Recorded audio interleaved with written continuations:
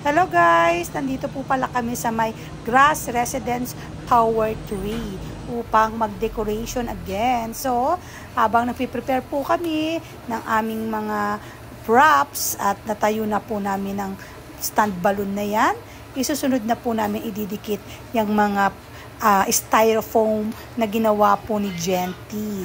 So, sa mga nangangailangan po o may gustong magpagawa ng mga styrofoam dyan or kung mga souvenir at kung ano pa, pwede ho kayong dumirect na umorder kay Genty.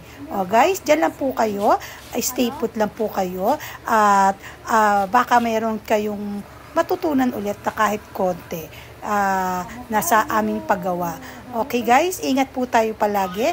Okay guys, sa mga hindi pa ho naka-subscribe dyan, please subscribe, like, and share na po kayo please. Maraming pong salamat sa inyo mga guys. At God bless us. We love you. Bye!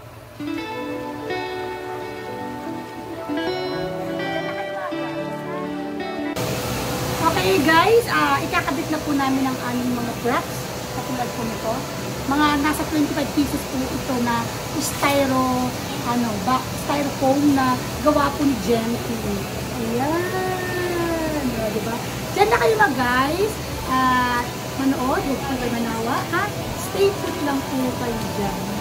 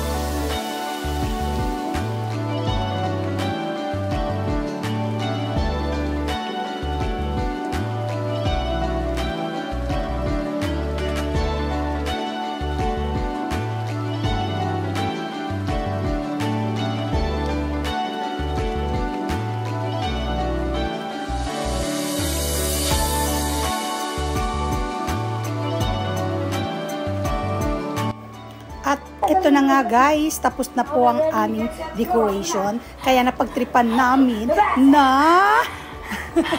dahil wala po ang aming client, solo namin ang lugar na ito, naisipan namin na okay, we love you. Bye!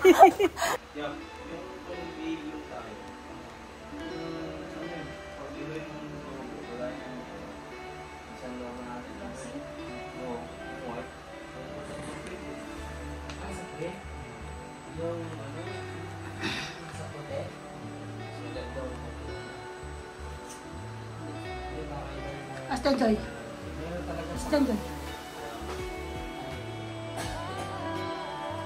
Yung kulay po din natin na puting-puti. Ayun, wala na tayo. Yung gloss yung ginagawa. Pero hindi pa. Isa pa. Hindi naman po ako. Yung isa. Pero yung transparent mo ito. Opo. Ang try po eh. Hindi na natin kasi yung siya. Ang ano lang yung